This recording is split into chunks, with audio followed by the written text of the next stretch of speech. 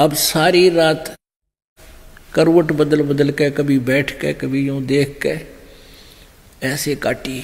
अब जो साधना किया करता था वो शालिग्राम की सेवा और जल पूज, वो जल में नहाना उस तीर्थ में जिसमें गधे भी ना नहावे, इसे बूढ़े पानी में नहा के मोक्षता में। सुबह स्नान कर लिया अपने किसी कुएं का बाल्टी भर के, और ना वह शालिग्राम की पूजा करी, न गीता जी का नित पाठ किया करता वो करया। क्योंकि परमात्मा ने बताया कि जो तू मंत्र जाप करता वो गीता जी में एक भी को ना, हरे राम राधे श्याम सीता राम राधे कृष्ण राधे राधे श्याम राधे ओम नमः शिवाय, ये कितना गीता जी में है मंत्र। धर्मदास जी से कहा था प्रभु ने, और तुम गीता जी को सिरोधार्य मानते हो और उसकी आज्ञा का पालन कर नहीं रहे, तुम तो आप ही नरक में जाओगे। तो हरे राम राधे कृष्ण विदा कराया गया। सवेरे उठ के उसने सोची रोटी बना ले और दिन में खोज करूंगा उस महापुरुष की, क्योंकि उस वार्ता में काफी टाइम लग गया, दिन छिप गया, सूर्यास्त हो गया था। सारा दिन लगे रहे, चर्चा करते रहे। सुबह उठते ही धर्मदास जी ने क्या किया कि लकड़ी ला रखी थी तोड़ कर जंगल में थे, सुबह सुबह चूल्हा चढ़ा दिया, सब्जी चढ़ा दी, फिर रोटी बनाई। एक लंबी लकड़ी लगा रखी थी चूल्हे में, और वो बीच तक थोथी थी, ओलो थी अंदर से, और सहयोगी लकड़ी लगा के आग जला दी, सारी सब्जी बना ली, रोटी बना ली। तब तक सूर्य उदय होने वाला हो गया, कुछ रोशनी में दिखने लग गया बहुत कुछ। पहले तो थोड़ा थोड़ा रोशनी में स्टार्ट किया था, फिर अच्छी रोशनी होगी तो क्या देखा उसने, वह लकड़ी जलती जलती सामने आ ली थी। वो ज्यादा से ज्यादा 1 फुट शेष थी। अब धर्मदास जी क्या देखते हैं कि उस लकड़ी, वो जो थोथी लकड़ी थी, उसके अंदर से चींटियां मुख में अंडे लेकर और बाहर निकलने का प्रयत्न कर रही हैं। आगे से अग्नि में चटक मटक हो रही हैं, पीछे भागने की चेष्टा कर रही हैं। कुछ तो लकड़ी के अंदर से धुआं आ रहा, उससे मर रही हैं। बाहर जाने का रास्ता नहीं, क्योंकि उसके पिछले एंड पे, लकड़ी के पिछले तिरछे कटे हुए एंड पे, अंत पे, सिरे पर एक तरल पदार्थ उबल रहा होता है, जो लकड़ी थोड़ी सी गिल्ली होती है। अब उधर से उसके ऊपर गिरती हैं, चटक मटक होकर जल रही हैं। अब धर्मदास जी ने सोचा ये तो भाई इतनी लंबी लकड़ी थी, यानी कम से कम 2.5-3 फुट की, और इसमें ना जाने कितनी चींटियां थी होंगी। है भगवान, सारी ये जल गई, इसमें तो इनके अंडे बच्चे भी जल गए, पूरा नष्ट नाश हो गया। एकदम कांप गया भक्त और बहुत पछताया। एकदम लकड़ी पर पानी डाला, बुझा दिया अग्नि, जितनी रोटी बनी थी उतनी ही रख ली। अब सोचा कि ये तो सब पाप का आहार हो गया, मैं नहीं खाऊंगा इसको, आज मैं निराहार रहूंगा और इस भोजन को किसी संत को खिला दूंगा, मुझे पाप नहीं लगेगा। इस उद्देश्य से उस सारी भात को उठाकर, उस सारे भोजन को लेकर थाली में रखकर चल पड़ा किसी संत की तलाश में। परमेश्वर कहते हैं, सो छल छिद्र मैं करूं अपने जन के काज। अब परमात्मा ने, परमेश्वर ने एक संत रूप धारण कर लिया। जैसे हिंदू धर्म के प्राणी श्रद्धालु जिसको संत मानते हैं, दाढ़ी बड़ी हुई, सिर पर बड़ी बड़ी जटा हो, एक लाल सा कपड़ा लपेट रखा हो शरीर पर, इस प्रकार की वेशभूषा वाले को हम साधु मानते हैं। यही रूप बनाकर परमात्मा एक वृक्ष के नीचे बैठ गए। अब धर्मदास जी ने देखा कि एक संत बैठा है, उसको प्रणाम किया, सामने वो थाल रख दिया भोजन का और कहा, महात्मा जी भोजन पालो, भूख लगी होगी। अब परमेश्वर ने रूप बदल रखा था, धर्मदास जी पहचान नहीं सके। परमेश्वर ने कहा कि हाँ धर्मदास, मुझे भूख लगी है भाई, रख दे, भोजन खाऊंगा। अब धर्मदास जी एक बार सतर्क हुए, कहने लगे इन मेरे नाम से कैसे परिचित हैं। फिर सोचा मैं बड़ा सेठ हूँ, भंडारे करता रहता हूँ, ये कहीं आया होगा मेरे वहाँ, मुझे जानता होगा। अब परमात्मा ने क्या किया, अपने पास एक करमंडल रखा हुआ था, एक करमंडल लोटा जल का कबीर जी ने, और उस लोटे में तो जल लेकर के एक मंत्र बोला, मन मन में बुदबुदाया और छिट्टे मार दिए सारी उस पर, रोटियां पर और दाल पे, सब्जी पे। वो सारी की सारी रोटियों की और उस भात की सब्जी की चीटी बन गई और सारी थाली काली होगी। नो गुच्छे के गुच्छे पड़े उसमें, और अंडे लेकर थाली से बाहर निकलने की चेष्टा करने लगी। तब परमात्मा उसी रूप में आगे जो जिंदा के रूप में बात करी थी पहले दिन, और कहा रे धर्मदास के कह रहा था तू हम जीव हिंसा नहीं करते, तेरे से तो कसाई भी अच्छा, ऐसे पाप के भोजन को तू मुझे खिलाने आया था। जब उसने देखा तो वो महाराज जी है, चरण पकड़ दिए और बुरी तरह रोने लग गया। ये भगवान मुझे माफ कर दो, ये परमात्मा आपकी एक एक बात सच्ची है। मुझ अपराधी का कोई पाप आगे अड़ गया जिसने मुझे आपसे दूर कर दिया। मेरे उस अज्ञान ने परमात्मा, मेरे अभिमान ने आपसे मुझे दूर कर दिया। अब जो तुम बताओगे मैं सारी सुनूंगा, मुझे एक बार फिर ज्ञान सुना दो। फिर परमात्मा ने उसको सृष्टि रचना सुनाई। धर्मदास ये जग बोराना, कोई न जाने पद निर्वाणा। यही कारण मैं कथा पसारा, जग से कहिए एक राम नियारा। परमात्मा ने धर्मदास जी को वो सृष्टि रचना सुनाई और कहा कि धर्मदास अब मैं तुझको एक ऐसी कथा सुनाऊंगा जिसको सुनने के पश्चात तेरी आत्मा अब पे गदगद हो जाएगी। धर्मदास ये जग बोराना, कोई न जाने पद निर्वाणा। यही कारण मैं कथा पसारा, जग से कहिए एक राम नियारा। परमात्मा ने कहा कि जिस तुम भगवानों को तुम परमात्मा मान बैठे हो, इनसे अलग है वो पूर्ण परमात्मा, और उसी का संदेशा लेकर मैं आया हूं। यही कारण मैं कथा पसारा, जग से कहिए एक राम नियारा। यही ज्ञान जग जीव सुनावो, सब जीवों का भरम नसावो। अब मैं तुमसे कहूं चिताई, तेरे देवन की उत्पत्ति वाई।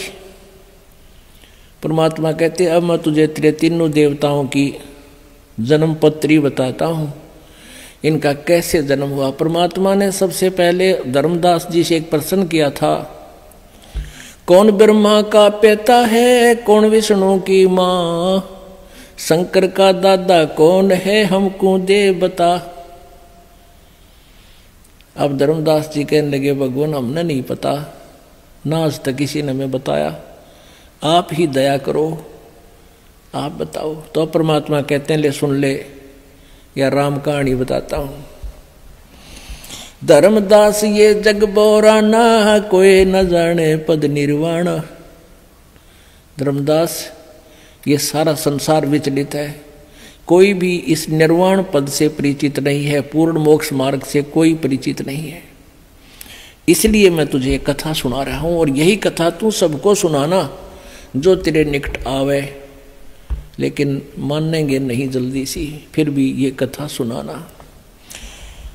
यही कारण मैं कथा पसारा, जग से कहिए एक राम न्यारा। यही ज्ञान जग जीव सुनावो, सब जीवों का भरम नसाओ। अब मैं तुमसे कहूं चिताई, तेरे देवन की उत्पत्ति बाई। कुछ संक्षेप कहूं गहुराई, सब संशय तुमरे मिट जाई। भरम गए जग वेद पुराना, आदि राम का भेद न जाना। आदि राम का, उस सनातन परम ब्रह्म का किसी ने भेद नहीं जाना, परम अक्षर ब्रह्म का। राम राम सब जगत बखाने, आदि राम कोई बिरला जाने। आदि राम सनातन परमात्मा, सबसे पहले वाला अमर भगवान, उसको बहुत कोई बिरला ही जानता है। परमेश्वर कह रहे हैं कि जो कथा मैं तुझे सुनाने जा रहा हूं, बुद्धिमान व्यक्ति तो सुन के तुरंत मान जाएगा प्रमाणों को देखकर, और मूर्ख सुने तो वो नहीं समझ पाएगा, क्योंकि ये ज्ञान एक श्रद्धालु के लिए होता है। ज्ञानी सुने सो हृदय लगाई, मूर्ख सुने तो गम ना पाई। माँ अष्टंगी पिता निरंजन, ये जम दारुण वंशन अंजन, पहले कीन निरंजन राई, पीछे से माया उपजाई। माया रूप देख अति शोभा, देव निरंजन तन मन लोभा। कामदेव धर्मराय सताए, देवी को तुरंत दर खाए। पेट से देवी करी पुकारा, ये साहिब मेरा करो उबारा। टेर सुनी तब हम ता आए, अष्टंगी को बंद छुड़वाए। सतलोक में कीना दुराचारी, ही काल निरंजन दीनकारी। माया समेत दिया भगाई, 16 शंख कोस दूरी पर आई। अष्टंगी और काल अब दोई, मंद कर्म से गए बिगोई। अब परमात्मा बता रहे हैं कि वहाँ सतलोक के अंदर सबसे पहले तो 16 पुत्रों की सृष्टि की, फिर वहाँ द्वीप बनाए, एक एक को रहने के लिए दिया। उसके बाद इस ज्योति निरंजन की उत्पत्ति की अंडे से, उसके बाद दुर्गा की माया की उत्पत्ति की, फिर हमारी सब की उत्पत्ति उस मुनि में से एक माया की उत्पत्ति की। अष्टंगी और काल अब दोई, मंद कर्म से गए बेगोई। धर्मराय को हिकमत कीना, नखरेखा से भग कर लेना। इस धर्मराय भी कहते हैं इस काल को, सर्वब्रह्म को, सर्वब्रह्म को, सर्वपुरुष को धर्मराय कहते हैं। ये कहता है कि मैं सत्य का राज करूंगा और धर्म का राज करूंगा, न्यायाधीश न्याय करूंगा, और इस लोक में न्याय नाम की चीज नहीं है। लेकिन फिर भी ये न्यायाधीश कहलाता है, और इसने अपना एक न्यायाधीश भी अलग से डिप्यूट कर रखा है, धर्मराज। और ये स्वयं भी धर्मराय की सुप्रीम जज की पावर इसके अपने पास भी रखता है। धर्मराय हिक किन्ने भोग विलासा, माया को रही तब आशा। 3 पुत्र अष्टंगी जाए, ब्रह्मा विष्णु शिव नाम धराए। 3 पुत्र दुर्गा ने उत्पन्न किए, इस ज्योति निरंजन सर्वपुरुष इस काल के संयोग से, पति पत्नी व्यवहार से। 3 पुत्र अष्टंगी जाए, ब्रह्मा विष्णु शिव नाम धराए। ये 3 देव विस्तार चलावे, इनमें ये जग सब धोखा खावे। इस काल के तीनों पुत्र इस काल के इस एक ब्रह्मांड के ढमढमें चला रहे हैं। इस काल को 3 लोकों की विशेष आवश्यकता है, पृथ्वी लोक, स्वर्गलोक और पाताल लोक। क्योंकि इन तीनों लोकों में इसके आहार हैं। 1 लाख मानव शरीरधारी प्राणियों को ये नित्य आहार करता है, और 1.25 लाख यानी 25,000% एक्स्ट्रा डेली उत्पन्न करता है। ऐसा इसको शराब लगा हुआ है। 3 देव विस्तार चलावे, इनमें ये जग धोखा खावे। पुरुष गम कैसे कोई पावे, काल निरंजन जग भरमावे। कहते उस परमात्मा के बारे में कौन जान सकता है, तो सबको भ्रमित किए हुए है, सब उल्टे ज्ञान से रंगवा रखे हैं, झूठे संत गुरु भेज भेज के। 3 लोक अपने सुत दीन्या, सुन निरंजन बासालीन्या। ये अपने 3 लोक, स्वर्गलोक, पृथ्वीलोक और पाताल लोक, इन अपने तीनों पुत्रों को इनका इंचार्ज बना दिया। रजगुण युक्त ब्रह्मा जी को कर दिया, सतगुण युक्त विष्णु जी को, और स्तम गुण युक्त शंकर जी को। और स्वयं ये जा बैठा एक अपने अलग ब्रह्मांड के लास्ट में। वहाँ कोई नहीं जा सकता, ना ब्रह्मा जा सकता, ना विष्णु जा सकता, ना दुर्गा जा सकती। वो अपनी ही रजा से किसी को वहाँ ले जा सकता है। 3 लोक अपने सुत दीना, सुन निरंजन बासालीना। अलख निरंजन सुन ठिकाना, ब्रह्मा विष्णु शिव भेद न जाण्या। 3 देव सो उसको ध्यावे, निरंजन का वह पार न पावे। ये ब्रह्मा विष्णु महेश भी ध्यान लगाते हैं, आखिर में इनको भी ये काल नहीं मिला, क्योंकि इसने प्रतिज्ञा की हुई है कि मैं किसी को अपने ओरिजिनल रूप में दर्शन नहीं दूंगा। इसलिए किसी साधक को तो विष्णु रूप में दर्शन देता है, किसी को शिव रूप में देता है, किसी को ब्रह्मा रूप में देता है।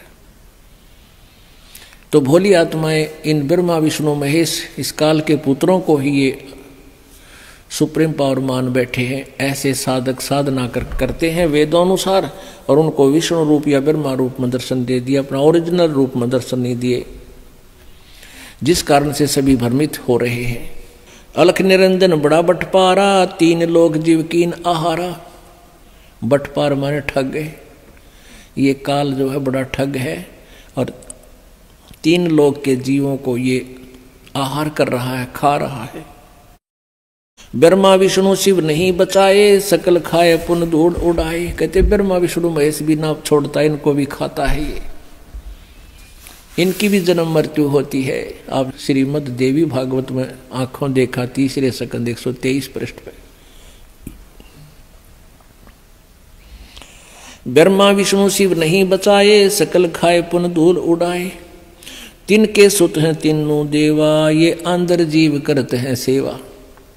इस काल के और दुर्गा के ये पुत्र हैं तीनों भगवान ब्रह्मा विष्णु महेश, और ये ज्ञानहीन अंधे प्राणी इन्हीं की पूजा करते हैं। अब उस समय तो धर्मदास जी सारी मान्य था कि जो कह रहे सही करे, सही करे ना, तो पहले दांडी पाक रहा था जब वह मुकर जा था।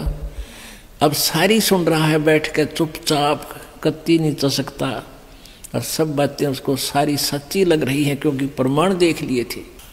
अकाल पुरुष का हूँ नहीं चिन्ह, काल पाए सभी गए लीन्या। ब्रह्म काल सकल जग जाने, आदि ब्रह्म को ना पहचाने। आदि ब्रह्म, इस काल ब्रह्म ने तो सब माने बैठे भगवान है, भगवान है, और आदि ब्रह्म परम अक्षर ब्रह्म को कोई नहीं पहचानता। तीनों देव और अवतारा, ताको बजे सकल संसारा। ये तीनों देवता और इनने के अवतार राम और कृष्ण, इन सारे इन का जाप करने लग रहे हैं। तीनों गुण का ये विस्तारा, धर्मदास में कहूं पुकारा। गुण तीनों की भक्ति में ये भूल पड़ो संसारे, कह कबीर निज नाम बिना भी कैसे उतरो पार। आगे गरीबदास साहिब जी ने भी परमेश्वर की कृपा से, उन्हीं के ज्ञान से, उनसे प्रीतित होकर के यही ज्ञान बताया। माया आदि निरंजन भाई, अपने जाए आपे खाई। ये ज्योत निरंजन और ये माया दोनों मिलकर इन प्राणियों की उत्पत्ति करते हैं, और ये काल खा रहा है। अपने जाए आपे खाई, अपने पुत्रों को उत्पन्न किए हुए को स्वयं ही खा रहे हैं। ऐसा ये काल अन्यायी। माया आदि निरंजन भाई, अपने जाए आपे खाई। ब्रह्मा विष्णु महेश्वर चेला, ओहंग सोहंग का है खेला। सुन शिखर में धर्म अन्यायी, जिन शक्ति डायण मैल पठाई। स्वयं तो ये इस एक ब्रह्मांड के लास्ट में रहता है, और दुर्गा को यहाँ इंचार्ज बनाकर छोड़ दिया। लाख ग्रास से नित उठ दूती, माया आदि तकत की कुती। इस निरंजन को परमात्मा यहाँ लताड़ रहा है। माया का धोखा देना भी होता है, जाल होता है। माया माने जाल। इस काल के द्वारा फैलाया गया जाल ये 1 लाख जीवों को डेली खाता है। दुर्गा इसका सहयोग दे रही है। शिखर सोन में धर्म अन्यायी, जिन शक्ति डायण मैल पठाई। लाख गिरा सैन्यत उठ दूती, ही माया आज तकत की कुती। 1 लाख जीवों को यू काल डेली खा रहा है, दुर्गा इसका सहयोग दे रही है। 1.25 लाख घड़िए नित भांडे, हंसा उत्पत्ति पर ले डांडे। 1.25 लाख की कहते हैं रोज ये भांडे, ये शरीर रोज 1.25 लाख उत्पन्न होते हैं, 1 लाख को खा रहे हैं। आप देखते हो कहीं पूरे विश्व में देख लो, कहीं पर 2 आदमी इकट्ठे मर गए, कि तो 10 मर गए, कि नहर में बस गिर गई, कि तो 50 मर गए, कि तो विमान गिर गया, कि तो भूकंप आ गया, कहीं सर्दी से, कि तो वैसे नेचुरल डेथ, कोई हार्ट अटैक हो गया। अब बड़ा बुरा हाल कर रखा है। और बाकी मूर्ख बने लगे रहते हैं कि यो मेरा, ये मेरा। 1 मिनट में ना मेरा कहाँ होगा फिर डेरा। 1.25 लाख गड़िए नित भांडे, हंसा उत्पत्ति पर ले डांडे। ओए होए, इन पुण्यात्माओं को जन्म और मृत्यु के दंड से दंडित किया जा रहा है। ये तीनों चेला बटपारी, सिरजे पुरुषा सिरजी नारी। खोखापुर में जीव भुलाए, सोपन विष्ट बैकुंठ बनाए। यो खोखापुर बताया है। कहती खोखापुर में कति नकली इस लोक में ये जीव धोखे में रखे हुए हैं, भरमा रखे हैं, भुला रखे हैं। ये अरहट का कुआ लोई, यागल बंजा है सब कोई। कीड़ी कुंदर और अवतारा, हरहट डोर बंधे कई बारा। शेष महेश गणेश्वर ताही, हरहट डोर बंधे सब आही। शुक्राजिक ब्रह्माजिक देवा, हरहट डोर बंधे सब खेवा। ये कोटिक करता फिरता देखा, हरहट डोर कहूँ सुन देखा। ये चतुर्भुजी भगवान कहाँ मैं, हरहट डोर बंधे सब आवे। अपने आत्माओं हरहट रहट, आपने हरहट कुआ नहीं देखा होगा, लेकिन उसका थोड़ा चित्र दिखाने से आसानी से समझ में आ जाता है। कहते हैं यहाँ जब तक तुम्हें पूर्ण परमात्मा की सत भक्ति नहीं प्राप्त होती और अन्य साधनाएं करके तुम क्या करते हो, यहाँ साधना की, धर्म किए, पुण्य किया, स्वर्ग में चले गए, वहाँ पुण्य क्षीण हो गए, फिर वहाँ से नरक में गए, नरक से फिर पृथ्वी पर, फिर कभी मनुष्य जीवन मिला, फिर पुण्य किए थोड़े बहुत, पुण्य के आधार पर स्वर्ग में, नरक के आधार से नरक में, फिर यहीं पर, फिर स्वर्ग में, फिर यहीं पर, फिर स्वर्ग में, फिर यहीं पर, फिर नरक में, फिर 84 लाख योनियों में।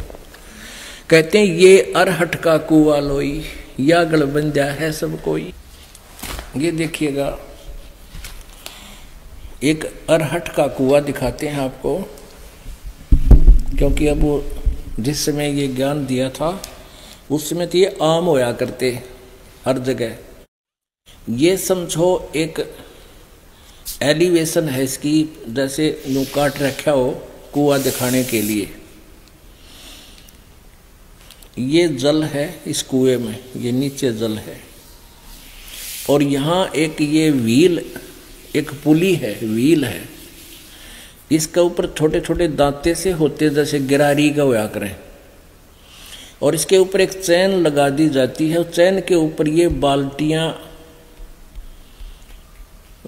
फिक्स कर रखी हैं, इन पर नटों से लगा रखी है, और इसको चलाने के लिए एक अलग से बैल चलते थे, कोल्लों की तरह अलग से, और वो बैल चलते थे, और ये ऐसे सॉफ्ट घुमाती थी इस चक्कर को। हमने केवल ये चक्कर आपको दिखा रखा है। तो ये चलता था ऐसे, तो नीचे से बाल्टियां पानी से भरती और ऊपर आती हैं, यहाँ खाली हो जाती हैं, देखो आगे ना, और फिर ये खेतों में पानी चला जाता है।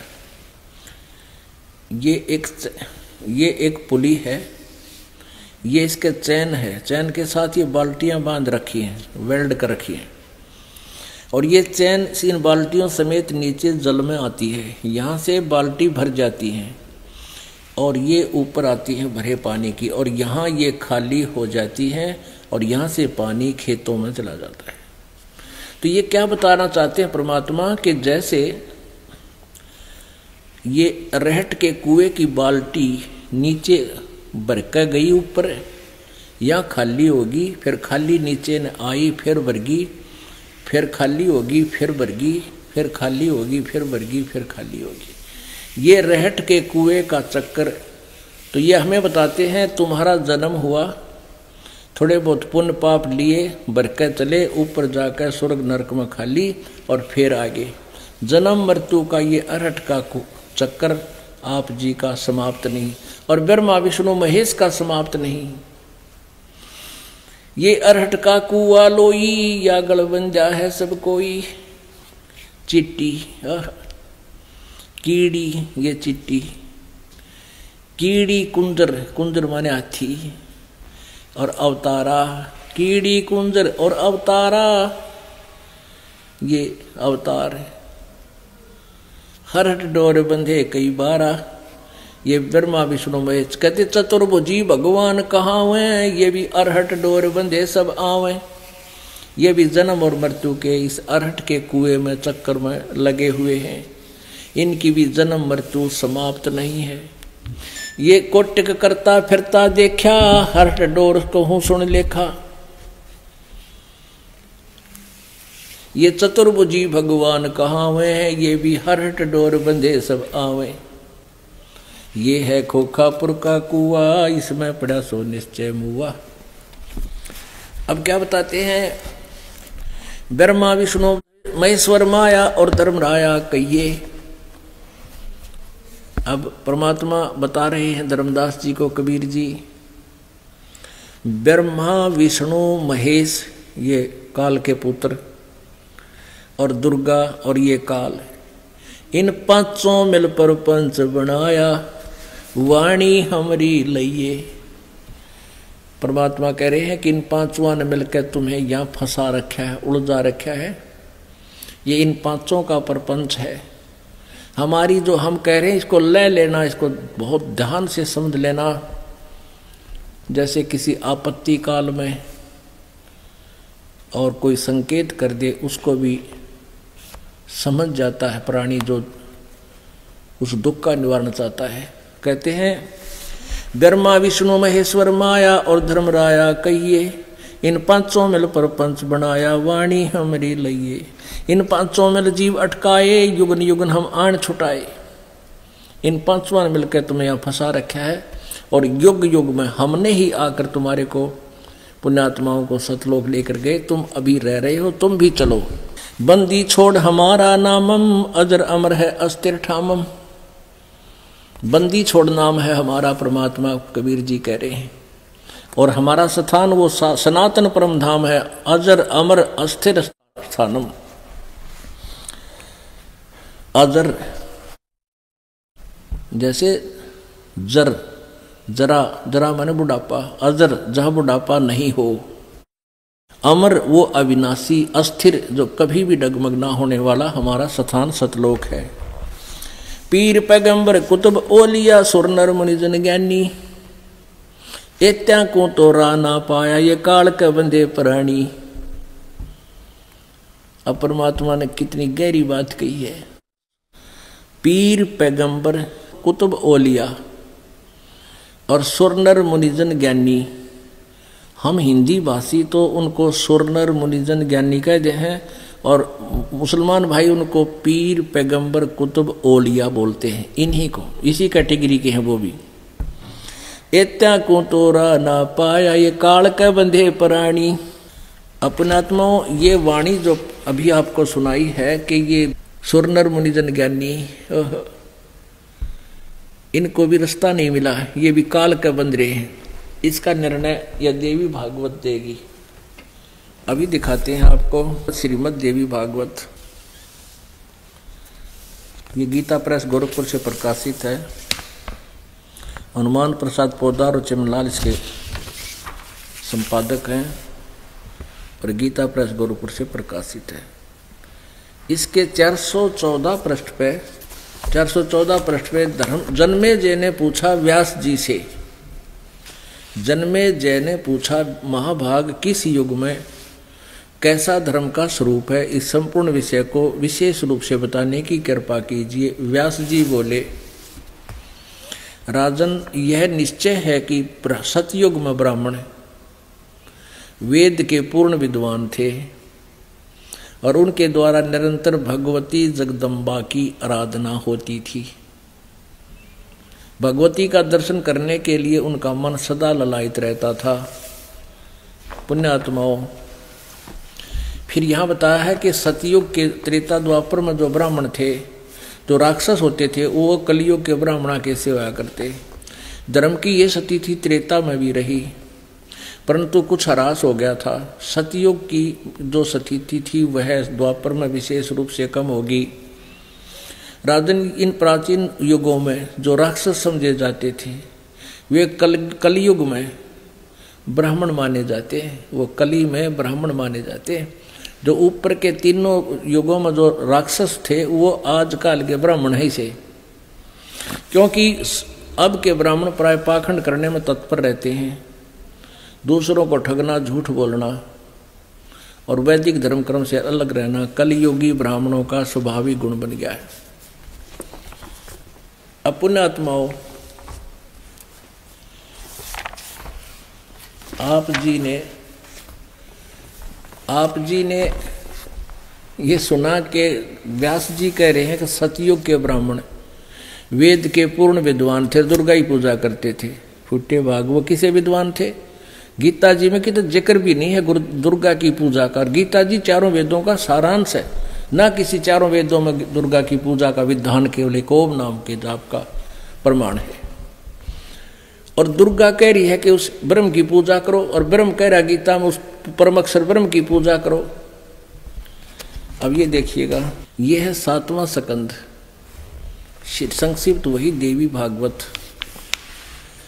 562 पृष्ठ पे। यहाँ दुर्गा जी जो है हिमालय राजा को ज्ञान बता रही है, ब्रह्म के बारे में जानकारी दे रही है।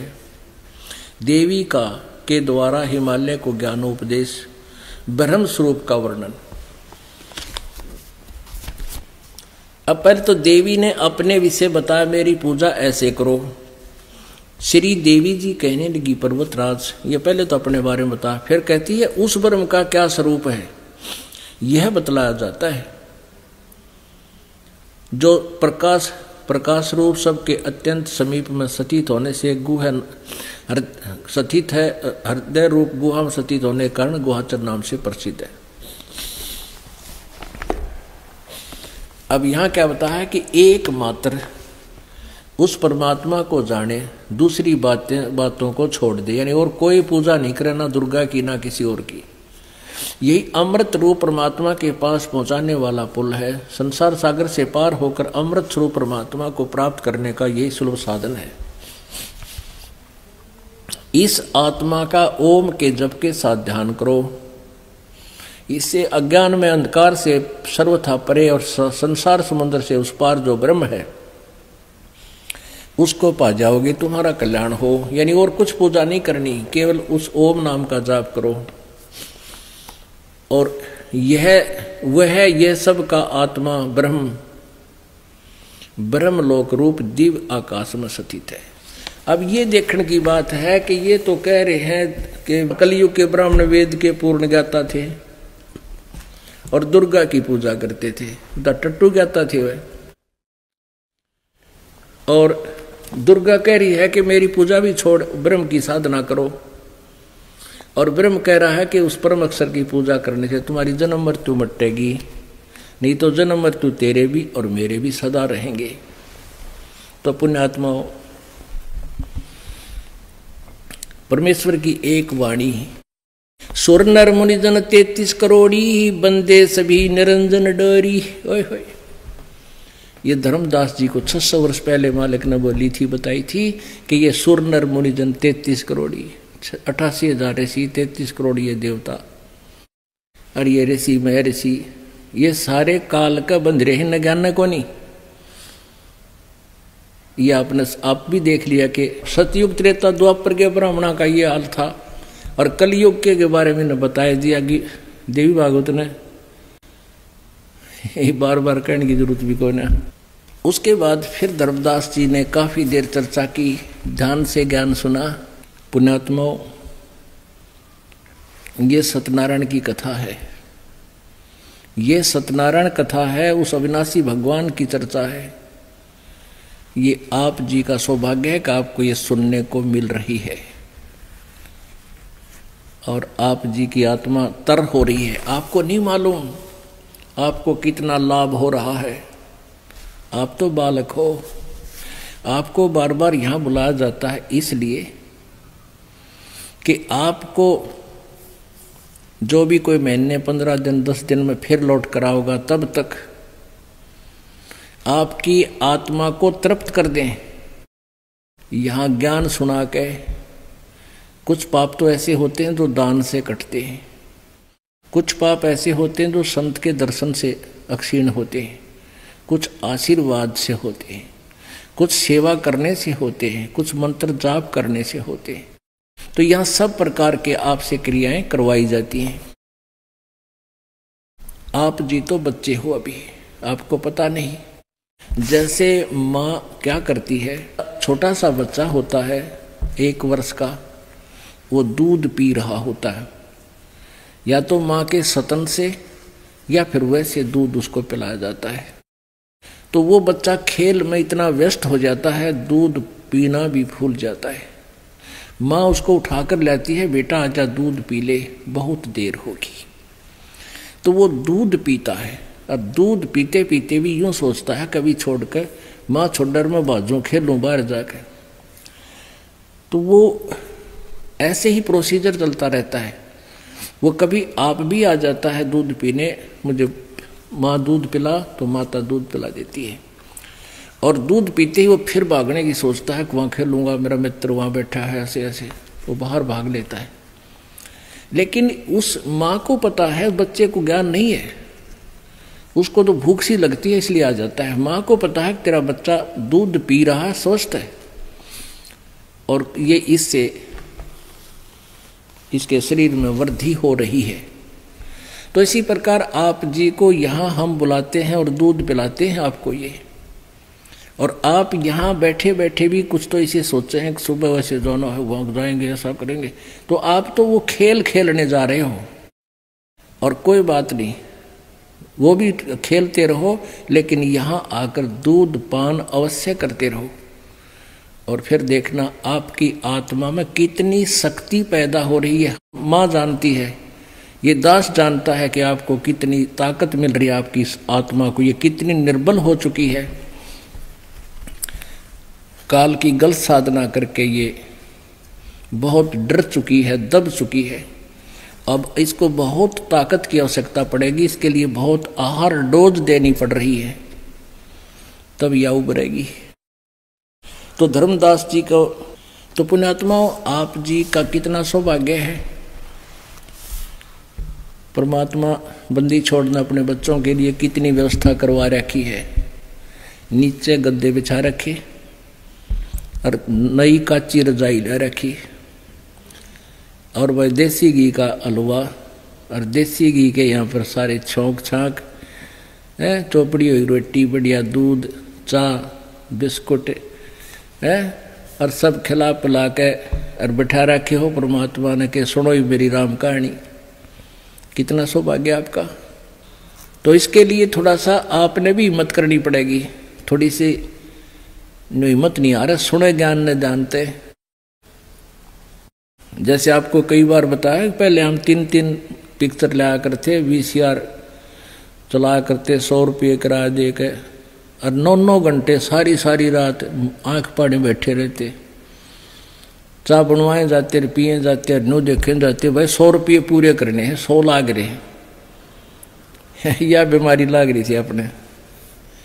तो अब हम इस परमात्मा के लिए जागे, अमृतवाणी सुनने के लिए जागे, चाहे 2 घंटा आधा घंटा ज़्यादा भी हो जाए पुण्यात्माओं, लेकिन आत्मा में जो है ना, ये इसकी ताकत प्रवेश हो रही है इस ज्ञान से, ये सत्यनारायण कथा सुनकर। अब धर्मदास जी ने फिर बात याद आएगी, क्योंकि जब तक हमारे अंदर कचरा सारा ना निकलेगा, इतने गाड़ी चल को नहीं। धर्मदास जी ने कहा कि हे प्रभु, एक प्रश्न करना चाहता हूं। परमात्मा बोले कर भाई, कर ले। कि भगवान आप कह रहे हो ब्रह्मा विष्णु महेश में कोई पावर को नहीं, शक्ति नहीं। देखो, मोर ध्वज राजा के पुत्र ताम्र ध्वज को श्री कृष्ण उर्फ विष्णु जी ने आरे से चिरवा के वो मृत्यु को प्राप्त हो गया था, भगवान जीवित कर दिया। परमात्मा ने कहा कि देख धर्मदास, वही श्री कृष्ण जी अपने सगे भांजे अभिमन्यु को जीवित नहीं कर सका, जो युद्ध के अंदर प्रथम दिन मारा गया था, जो सुभद्रा का पुत्र था, और पांडवों का कुल नाश हुआ था। जब क्यों ना उसको जीवित कर दिया, क्या कारण था? धर्मदास जी बोले जी मुझे नहीं मालूम। परमात्मा बोले मैं बताता हूं। उस ताम्रध्वज लड़के के आयु शेष थी, उस ताम्रध्वज लड़के की आयु शेष थी, उसको कटवा के जीवित कर देना इन भगवानों के पास एक सिद्धि होती है। जो जादूगर दिखा दूँ आपने अपने अंग के नारे नारे टुकड़े कर दे फिर जोड़ देता है, लेकिन मरे हुए ने जीवित करके दिखा दे यो जादूगर। और परमात्मा मृत्यु को प्राप्त हुए प्राणी को भी जीवित कर सकता है, वो कबीर जी है। और अभिमन्यु की आयु शेष नहीं थी धर्मदास, इसलिए श्री कृष्ण यूजलेस फेल हो गया था वहां पे। और पूर्ण परमात्मा अपना डबल रोल कर रहे हैं। जिसका मैं संदेश लेकर आया हूं वो अपने प्राणी की, अपने भक्त की उम्र भी बढ़ा देता है, वो जीवित कर सकता है। फिर धर्मदास जी ने और भी कई ऊट पटांग प्रश्न कर दिए। कहने लगे जी नरसिंह जी की हुंडी ले ली थी, ऐसे ऐसे बात भरा श्री कृष्ण जी ने क्यों कर मानो या बात आपकी, उनमें शक्ति को ना। परमात्मा बोले तू भाड़ में जा, जब तेरा समझ में आ जा जब आ जाइए। यूं कहकर अंतर ध्यान हो गए परमात्मा। अब वो मूर्ख फेर रो अब हुंडी त्रियां बालक की तरह। हे भगवान, हे परमात्मा, कहाँ गए आप? हे भगवान एक बार दर्शन दे दो। हे मालिक, मैं फिर कदे नहीं वाद विवाद करूंगा। ऐसे रो रहा है। तहां रोवत धर्मनि नागर, कहाँ गए मेरे सुख के सागर। अधिक वियोग हुआ हमसे ती, जैसे निर्धन की लुट जा खेती। बेग मिलो कर हूं अपघाता, मैं ना जीऊं सुनो विधाता। हम जाने तुम देह स्वरूपा, हमारी बुद्धि अंध गर्कूपा। अधिक वियोग हुआ हमसे ती, जैसे निर्धन की लुट जा खेती। अब रो रहा है वो बुद्धू बोंदू। भगवान था जब अटपट मारे बैठा बैठा। अब नो कहे तावा लीन बहे निर्वाणी, मगन रूप साहेब सैलानी। तावा रोवत धर्मनि नागर, कहाँ गए मेरे सुख के सागर। अधिक वियोग हुआ हमसे ती, जैसे निर्धन की लुट जा खेती। नो कहे भगवान मेरी गलती सी बन गई, जैसे गरीब आदमी ने मुश्किल से खेती तैयार की और उसने कोई लूट ले जा लफंडर। आज मेरा तो नाश हो गया सारा। ये बाप में लो कोई ना, क्योंकि दूसरी बार छेड़ दिए। कल्प करे और मन में रोवे, दसों दिशा को वो मगजोवे। होए होए नो कई इस प्रकार कल्प रहा, अंदर से तड़फ रहा है। और कभी ऊपर को देख रहा है, कभी इधर देख रहा है, कभी मेरे पीछे तो नहीं छुप गए भगवान, ऐसे देख रहा है चारों तरफ दसों दिशा को वो नो देख रहा है। कहाँ गए भगवान, इतने जल्दी कहाँ चले गए। अधिक वियोग हुआ हमसे ती, जैसे निर्धन की लुट जा खेती। कल्प करे और मन में रोवे, दसों दिशा को वो मगजोवे। हम जाने तुम देह स्वरूपा, हमारी बुद्धि अंध गर्कूपा। ए मालिक, हमने तो आपको भी अपने जैसा ही देहधारी सुना था, ऐसी ही काया से युक्त जाना था। आप तो परमात्मा हो, हम तो मानुष रूप तुम जाना। सुन सतगुरु का किया पियाना। बेग मिलो कर हूं अपघाता, मैं ना जीऊं सुनो विधाता। अगम ज्ञान कुछ मोहे सुनाया, मैं जीऊं नहीं अवगत राया। ऐसा ज्ञान आपने सुना दिया, इतना तिया भक्ति कर सकता मैं जो पहले किया करता। और आगे का रास्ता मुझे मिल नहीं पाया। मेरे इस दुर्भाग्य ने, मेरे इस अज्ञान ने, उस अड़ंगे ने मेरे साथ ही आज भी धोखा कर दिया। जो अज्ञान मैंने ठोक रखा था, भगवान से दूर कर दिया इसने मुझे। कहते हैं जल्दी जल्दी मिलो भगवान, ना मैं आत्मघात करूंगा, मैं जी नहीं सकता। बेग मिलो कर हूं अपघाता, मैं ना जीऊं सुनो विधाता। अगम ज्ञान कुछ मोहे सुनाया, मैं जीऊं नहीं अवगत राया। अगम आगे का ज्ञान, बहुत ऊंचा ज्ञान आपने मुझे सुनाया। तुम सतगुरु अवगत अधिकारी, मैं नहीं जानी लीला थारी। ओहो, तुम तो सचमुच परमात्मा थे और मैंने आपकी लीला को समझा नहीं।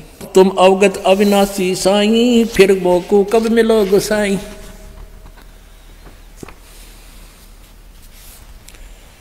कमर कसी धर्मदास को, पूरब पंथ पयाने। गरीबदास रोवत चले वो बांधोगढ़ स्थान। अब क्या होता है, धर्मदास जी रोते हुए वहीं से रोने लगे थे और बांधोगढ़ में आगे मथुरा से 700-750 किलोमीटर दूर है मथुरा से बांधोगढ़। अपने मूल स्थान में घर पर आ गए और रोवे रोवे, ना बोलने ना चलने किसी ते, बोल भी नहीं रहे थे। आके अपने महल में अपने घर में जाकर के और ऐसे मुंधा गिर के, मुंह के बुल गिर के और ऐसे बुरी तरह रो रहा है जैसे किसी का बालक मर जाए, जवान या माँ बाप मर जाए दोनों बालक के। अब उसकी पत्नी देख रही है कि क्या हो गया भगत जी का, आज ऐसा क्यों रो रहे हैं, क्या बात है। उनकी पत्नी का नाम आमनी देवी था। अब आमनी देवी ने सोचा कि सेठ जी तो 5-6 महीने का टूर प्रोग्राम बना के गए थे, क्यों 68 तीर्थ में धक्के खाना, पैदल जाना को 1 हफ्ते 10 दिन में तो को नहीं, और ये आगे तुरंत ही क्या बात होगी। तो उसने अपने आप को झंझोड़ा, देखा, टटोला। उसने अपना आप आइडिया लगाया कि ऐसा लगता है कि भगत जी का किसी ने पैसा चुरा लिया और ये अपना कार्य पूरा नहीं कर सके, और रो इसलिए रहा है कि अब मैं पैसे मांगूंगा और या नाक चढ़ावेगी, क्योंकि आमनी देवी थोड़ी सी बार बार मैं उनको टोक देती थी। धर्मदास जी खुले हाथ से दान किया करते थे, भंडारे जब करते थे तो खुले हाथ से दान करते थे संतों को, भक्तों को, और वो टोक दिया करती कि दान भी हिसाब का होना चाहिए, ऐसे पैसा ना बर्बाद करो, बच्चे भी तो हैं अपने, इस तरह वह कह दिया करती थी। तो आमनी देवी ने सोचा कि बहुत बुरी तरह रो रहा है, इसकी तुम पाप की बागन बनेगी।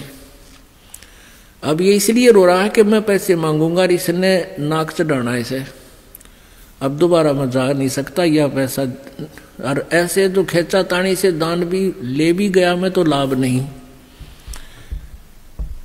तो आमनी देवी ने कहा कि सेठ जी, मुझे लगता है आपका पैसा चोरी हो गया, धन चोरी हो गया, अब चिंता ना करो, आपका तो भगवान ने बहुत धन दे रखा है, कोई पैसे की कमी नहीं, आप और ले जाओ धन, और मैं बिल्कुल मना नहीं करूंगी। अब वह भी रोने लगी बैठ के, दो रही सा बुरी तरह तड़पता देखकर। तब धर्मदास जी काफी देर फिर भी रोते रहे कि यह गलत समझ गई मैंने। जब आंख थोड़ी सी रो रहा का आत्मा कुछ ठीक हुई, जुबान निकलने लगी, तब रोते हुए कहता कि आमनी देवी, यदि मेरा ये भौतिक धन खो गया होता तो मैं और ले जाता तेरे से प्रार्थना करके, लेकिन आज मेरे से वो धन खो गया, वो धन लुट गया मेरा कि मुझे फिर मिला नहीं, और मैं जीऊं नहीं, उसके मिले बिना मैं जी नहीं सकता। आमनी देवी कहने लगी, ऐसा कौन सा धन था। फिर धर्मदास जी ने वो सारी सृष्टि रचना जो परमात्मा ने सुनाई थी और गीता और पुराणों के जो प्रमाण बताए थे वो सारे सुना दिए, उसका तो याद थे। अब आमनी देवी भी इतनी समझदार थी, वह कहने लगी, सेठ जी आप तो लाला जी होकर, सौदागर होकर सौदा चूक गए। ब्रह्मा विष्णु महेश से अपनी कौन सी रिश्तेदारी थी, हमने उनके बारे में किसी से ज्ञान सुना तो इन पर आश्रित हो गए, हम इनको सुप्रीम पावर मान रहे थे, राज प्रत्यक्ष प्रमाण थे और भगवान आ रहे थे। आप तो व्यापारी होकर आज घाटे का सौदा कर लिया। धर्मदास कहने लगे, अपनी जिंदगी में पहली बार मैं सौदा चुका हूं और इसीलिए मैं अपने भाग्य को कोस रहा हूं, रो रहा हूं। अब वो संत मुझे मिला नहीं, मैं जीव नहीं और भक्ति कर ही नहीं सकता मैं, और करूं के तो डले डोड़े सारे दूने पाप कमा रहे हैं, शास्त्र विधि को त्याग कर मनमानी पूजा हम कर रहे हैं, जो भगवान के दोषी हो रहे। अब आमनी देवी ने काफी कुछ समझाया, लेकिन उसका कोई असर नहीं। अब वो सुबह बैठ जाते हैं, जैसे भीलनी ने भगवान की तलाश इंतजार किया था, ऐसे देखा करती थी। ऐसे ही धर्मदास जी अपने बाहर, मकान के बाहर चबूतरे पर आकर बैठ जाता गली में, और यूं देखता रहता। कोई भी दूर से संत भगत दिखाई देता, नंगे पैरों चल पड़ता, और वहां जाकर देखता कि नहीं, वो तो नहीं है। कहीं भी कोई जंगल में आसपास आकर पता लगता कि वहां कोई संत आए हैं, वहां भी पहुंच जाता, और वहां जाकर उस संत के हो सकता है भी रूप बदल रखा हो, तो उससे ज्ञान चर्चा करता, उनसे पूछता कि कोई ब्रह्मा विष्णु महेश से ऊपर भी कोई शक्ति है। तो वो संत कहता नहीं, विष्णु जी और ही सर्वशक्तिमान है, सर्वेश्वर है, महेश्वर है। लाला अब सेठ जी उठ कर चल पड़ता कि ना, ये तो कच्चा बोल है, ये तो वो संत को नहीं। तो ऐसे ही वो परीक्षा करता रहा, कोई संत की पता चले वहीं पहुंच जाइए, प्रश्न कर दे, वो तो फिर वहीं बोल रहे, उठ कर चल पड़े, ना कोई नहीं, बड़ी बात है। अब 6 महीने हो गए, रोते रोते सूख गया कति, रोटी खाई जाना। मनुष्य जीवन का पता लग जाता पुण्यात्मा को कि ये भक्ति के बिना व्यर्थ है। और भक्ति जो शास्त्र विधि को त्याग कर, गीता जी अध्याय नंबर 16 के श्लोक नंबर 23 में कहा कि शास्त्र विधि को त्याग कर जो मनमाना आचरण करते हैं, उनकी न तो गति होती है, ना कोई कार्य सिद्धि होती है, ना उनको सिद्धि प्राप्त होती है, ना कोई सुख होता है, यूजलेस। फिर उसका करने का फायदा क्या।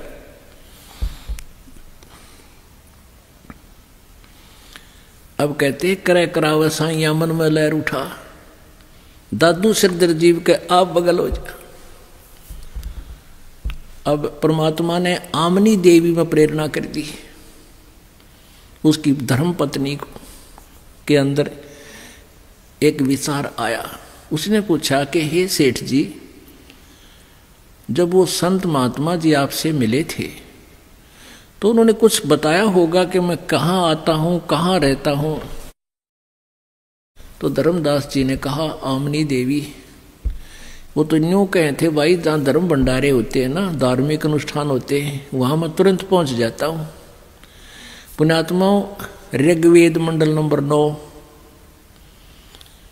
और सूक्त नंबर 86 के मंत्र 26 और 27 में, और ऋग्वेद मंडल नंबर 9 और सूक्त नंबर 82 के मंत्र 1, 2, 3 में यह स्पष्ट प्रमाण दिया है कि वो परमात्मा अपना रूप को हल्का करके, हल्के तेज पुंज का रूप बनाकर भक्तों, अच्छी आत्माओं को मिलते हैं, अपने निज शतान से चल कर आते हैं, और वो उन धार्मिक अनुष्ठानों में बहुत शीघ्र पहुंच जाते हैं। और वही परमात्मा ने बताया कि ये मेरा विधान है। तो आमनी देवी ने कहा कि आप कोई भंडारा ही कर लो, मालिक आ जाता है, नहीं तो आपका ये जीवन मुझे देखा नहीं जाता। इस धन का मैं क्या करूंगी, जब आप मर गए तो मैं क्या आग लगाऊंगी इस धन के, आपकी मृत्यु होगी तो आप तो बहुत बुरा हाल कर रखा है, ना खाते हो ना पीते हो। फिर धर्मदास जी को होगी प्रेरणा, और 3 दिन का भंडारा शुरू कर दिया, धर्म भंडारा। सब जगह चिट्ठी भिजवा दी, दूर दूर से संत आए, भगत आए, भोजन शुरू हो गया। अब खाना खाने वाले खिला रहे हैं, खाने वाले खा रहे हैं, सेवा नौकर वहाँ सेवा कर रहे हैं। और धर्मदास जी एक एक न देख रहे हैं, आए नहीं वो महाराज जी। अब 1 दिन गया, 2 दिन चले गए, परमात्मा नहीं आए। और सारी रात रोए, हे परमात्मा, कल मेरा अंतिम दिन होगा, यदि आप मुझे दर्शन नहीं दिए, आपका दास इस संसार में नहीं रहेगा। अब मेरे से जिया नहीं जावे, ये जीवन नहीं मेरा, भक्ति मुझे मिली नहीं, मनुष्य जीवन व्यर्थ हो रहा है, पशु जैसा जीवन ये दास जी नहीं सकता। तीसरे दिन भी दोपहर होगी, थोड़े से भक्त शेष थे जो निपटाने थे, भोजन कर रहे थे। अब धर्मदास जी ने हृदय में सोच ली, एक बार ये भगत चले जाओ सारे भोजन खा के, और मैं आत्महत्या करूंगा, अब मैं जीऊंगा नहीं। हृदय में तो सोच ली। परमात्मा तो अंतर्यामी है, जानेंगे कि आज भगत बात बिगाड़ेगा। उसी समय एक कदम वृक्ष के नीचे आकर बैठ गए, कदम के पेड़ के नीचे, जो थोड़ी सी दूरी पर 100 फुट की दूरी पर था, जहां भंडारा चल रहा था। अब धर्मदास जी अभी इधर देख रहे, कभी इधर देख रहे, एकदम अचानक नजर पड़ी कि वो बैठा है एक महात्मा उसी जिंदे वाले वेशभूषा में। अब धर्मदास जी तो नंगे पैर अब भाग्या गया कति, और देखा नो एकदम नो कौड़ी भरनी के भगवान ईब ना छोड़ू, ईब ना जाइयो यहाँ से। परमात्मा बोले भाई बैठ जा ढंगते, महाराज जी ईब ना छोड़ियो मुझे। फिर चरण पकड़ दिए, मत्था टेक कर पैर पकड़ दिए मजबूती तय।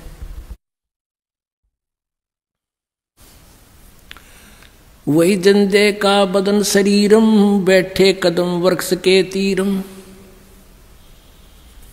अब धर्मदास जी से कहा परमात्मा ने कि कोई बात ना बेटा, अब नहीं जाऊंगा मैं, क्योंकि पहले तू ठीक नहीं हुआ था, तेरा लोहा गर्म नहीं हुआ था।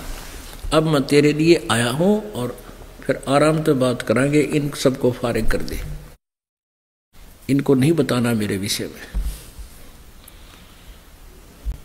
तो परमात्मा को पता था कि ये तो बहुत कुछ समझ चुका है, कोई नए सिरे तो पास बैठ गया, इसने और बिदका देगा, तो झूठ बोल रहा होता है, रोड़ा मचा दे मेहमान और न इकट्ठे कर ले, कोई नया भक्त होता। इसलिए कहा कि इनको तो फारिग कर जल्दी ही। उन्होंने फारिग कर दिया, तुरंत आगे भीतर लेकर महाराज जी को घर लेकर आगे परमात्मा को। आमनी देवी से कहा कि आमनी आजा, मेरा खोया हुआ धन मिल गया मुझे, आजा मेरा यो धन आ गया। आमनी देवी ने भी पैर पकड़ दिया, एक पैर धर्मदास, एक उसकी पति पकड़े बैठी है। आमनी देवी ने कहा महाराज जी आपका बच्चा बहुत नर्म आत्मा का है, अरे ये तो मैं इसको सहारा देती रही, ये तो मर जाता भगवान। इतनी कड़ी परीक्षा आपने नहीं लेनी चाहिए थी, आपने 6 महीने हो गए आपको याद करके रो रहा है ये। परमात्मा ने कहा बेटी ये इसको मैंने तंग नहीं कराया, इसका लोहा गर्म कराया है। पहले यो लोहा आकड़ था, ठंडा था और चोट मारूं था, यो टेढ़ा मेढ़ा हो था। अब इसका लोहा गर्म कराया, इसकी फड़क काटी है मैंने बेटी। यो पहले मेरी बात ने सुना था, फिर काना पर घटाड़ दिया था एक आधी बार। अरे यो अमृत ज्ञान बेटा सारी डोज अंदर जानी चाहिए, जब समझ में आओगी। अब ये मैंने सेट कर दिया, अब जो मैं कहूँगा सारी सच्ची मानेगा, और सच्ची सच्ची मैं बताने आया हूँ। अब इसमें वो बकवाद ना रही, इसके अंदर से गंध निकाल दिया। 6 महीने की तड़फ देखे, वैसा ही हुआ, दोनों ने नाम ले लिया। फिर परमात्मा को ने एक दिन फिर प्रसन्न कर दिया, प्रभु आप उचित समझे अपने दास को, क्योंकि मालिक ने करना था वो खेल, गवाह बनाने थे कि एक बार वो सतलोक आप जी का निज स्थान ये दास देख ले, आप मैं फिर ढोल के डंके पे सबको बता दूंगा। परमात्मा ने सोचा कोई बात ना, मैं भी यही चाहता हूँ। तो परमात्मा उनकी आत्मा को निकाल कर सतलोक ले गए और वो अचेत हो गए। परमेश्वर भी वहां से अंतर ध्यान हुए। अब आमनी देवी आई, कोई काम करके बाहर देखा भगत जी अचेत पड़े हैं, महाराज जी चले गए। आमनी देवी ने सोचा ये महात्मा जी के जाने के वियोग में बेहोश हो गया। रिश्तेदार इकट्ठे कर लिए, आसपास गांव के मौजूद व्यक्ति आ गए। 3 दिन हो गए ऐसे ही अचेत पड़ा है। वो तो वहां शरीर था, परमात्मा उनकी आत्मा को निकाल कर ऊपर सारे ब्रह्मांड दिखाकर वापस छोड़ दिया।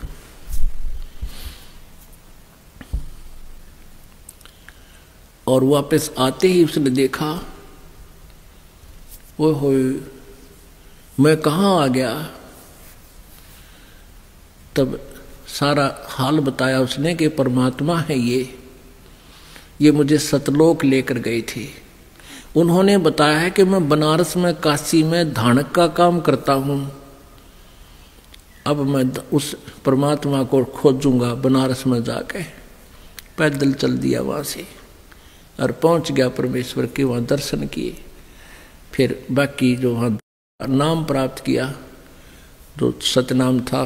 इस प्रकार उस पुण्यात्मा का उद्धार हुआ। बोलो सतगुरुदेव।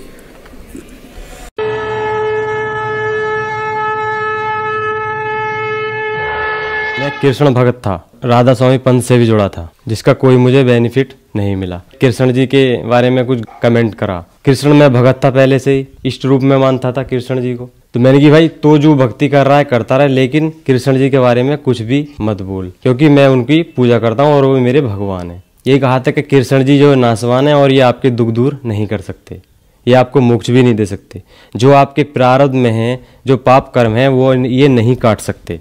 मैंने कुछ तो बात उसकी समझी। मैंने कि यदि ये पूर्ण परमात्मा है तेरे हिसाब से, संत रामपाल जी महाराज जैसे वो दावा करता था कि यही पूर्ण गुरु हैं और यही परमात्मा है, मैंने कि ऐसा कुछ नहीं है। यदि है तो मुझे आज 25 साल से मैं भटक रहा हूँ जिस परमात्मा की तलाश में, और जिन दुखों को दूर करने के लिए मैं पर्वत डोला भगवान को पाने के लिए, वो भगवान मुझे नहीं मिले। इतने देवी देवता हैं, मैं टक्कर मार मार के परेशान हो गया था, किसको पूजूं क्या करूं। कभी देवी मिल जाती थी, आगे हनुमान जी खड़े हैं, गणेश जी खड़े हैं, मैं क्या करूं। यदि मेरे दुख दूर होते हैं यहाँ तो मुझे नामदान दिलवा, फिर मैं जानूंगा कि यही परमात्मा है। मुझे सबसे पहले तो भूत प्रेत की समस्या थी। भूत प्रेत ऐसे थे कि वो दिखते नहीं थे, लेकिन मेरा अंदर से मुझे ऐसा शैतान बनाए रखते थे। किसी भी चीज़ को तोड़ फोड़ करना, और जो दुर्व्यसन थे समाज में उनमें लिप्त रहता था। दुर्व्यसन जैसे कि मार पिटाई, झगड़े, गलत काम, पढ़ाई लिखाई नहीं करना, घर वाले पढ़ाते थे वो भी नहीं करता था मैं, तो वो सारी चीज़ें मैं करता था। बचपन से लेके मेरे सिर में दर्द रहता था, तो मुझे जाँच कराई डॉक्टरों ने, उसमें मलेरिया आया पॉजिटिव। दवाई हुई, इसकी इलाज कराया, लेकिन उसमें जो कोई मुझे लाभ नहीं हुआ। तो फिर भगत सियाने को भी दिखाया, घर वालों में, पापा जी ने, मम्मी जी ने। भगत सियाने से भी दिखवाया, जो मुल्ला मौलवी थे, मैंने कोई नहीं छोड़ा। पैसे भी लिए गए मुझसे, पैसे ले लेके मैंने उनसे जो भगवान का आशीर्वाद लिया, लेकिन उससे कोई फायदा नहीं हुआ। तो मैं हार के थक के एक कोने में बैठ गया था। संत रामपाल जी महाराज जी से नाम दीक्षा लेने के बाद तुरंत ही बाद मुझे काफ़ी ज़्यादा आराम हो गया। तुरंत ऐसे समझो जैसे आधा रोग मेरा वहीं समाप्त हो गया, बिना मंत्र और बिना भक्ति किसी भी चीज़ को करे हुए, मैं मात्र आशीर्वाद से। मैंने कि रॉबिन यार मुझे को बहुत फ़ायदा लग रहा है, कि वो बोला कि अभी तो ट्रेलर है, फिल्म तो चलेगी तेरी अब। मैंने कहा अच्छा, मैंने कि देखते हैं क्या होता है। तो मैं बहुत ठीक महसूस कर रहा था। जो मेरे सर में दर्द था वो ऐसे समझो जैसे वो कहीं गायब हो गया हो, और जो मलेरिया पॉजिटिव था,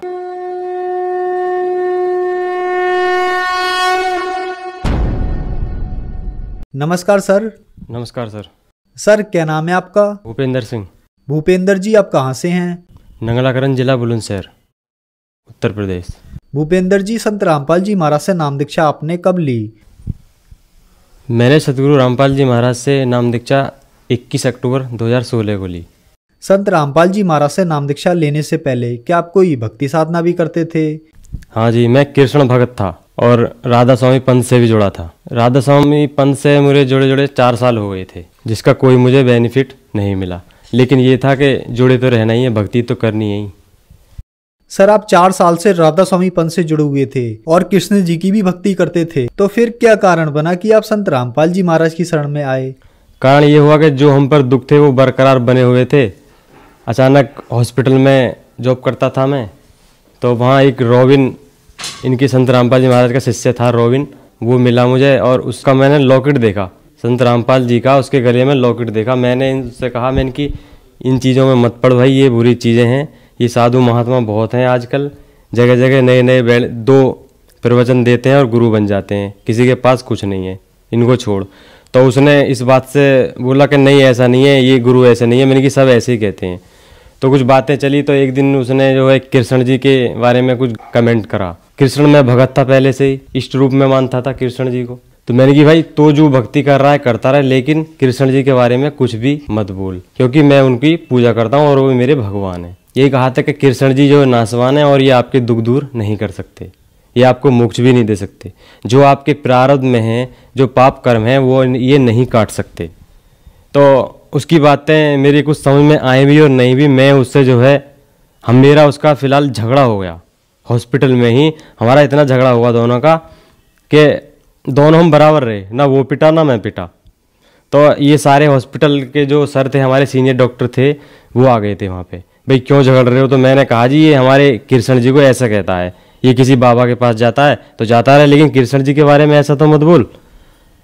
तो वो फिर भी चुप नहीं हुआ, जो संत रामपाल जी महाराज का शिष्य था वो फिर भी चुप नहीं हुआ, कृष्ण जी के बारे में बोलने लगा। वो फिर उसने अपने मोबाइल में क्या करता था, वो अपने मोबाइल में पूरी गीता नोट किए हुआ था। उसने मोबाइल में ही गीता का श्लोक, मतलब गीता का श्लोक जो है वो दिखा दिए उसने कि देख ये कृष्ण जी क्या कह रहे हैं इस गीता में, जो भी है उसमें। मैंने की अच्छा, हमने तो गीता पढ़ी भी नहीं थी, पढ़ते थे तो उसे शौक से पढ़ते थे, जो समझ में नहीं आता था श्लोक उसे पीछे कर देते थे। मैंने ये समझ में ना रहा, अगला पढ़ेंगे। तो मैंने कि यार ये तो बात ठीक है, मैंने कुछ तो बात उसकी समझी। मैंने कि यदि ये पूर्ण परमात्मा है तेरे हिसाब से, संत रामपाल जी महाराज जैसे वो दावा करता था कि यही पूर्ण गुरु हैं और यही परमात्मा है, मैंने कि ऐसा कुछ नहीं है। यदि है तो मुझे आज 25 साल से मैं भटक रहा हूँ जिस परमात्मा की तलाश में, और जिन दुखों को दूर करने के लिए मैं पर्वत पर्वत डोला भगवान को पाने के लिए, वो भगवान मुझे नहीं मिले। यदि मेरे दुख दूर होते हैं यहाँ तो मुझे नामदान दिलवा, फिर मैं जानूंगा कि यही परमात्मा है। सर क्या दुख थे आप पर? सर मुझे सबसे पहले तो भूत प्रेत की समस्या थी। भूत प्रेत ऐसे थे कि वो दिखते नहीं थे, लेकिन मुझे मेरा अंदर से मुझे ऐसा शैतान बनाए रखते थे। मतलब मैं किसी की नहीं सुनता था, चाहे वो घर वाला है या बाहर वाला है, मैं अपने मन की करता था हमेशा।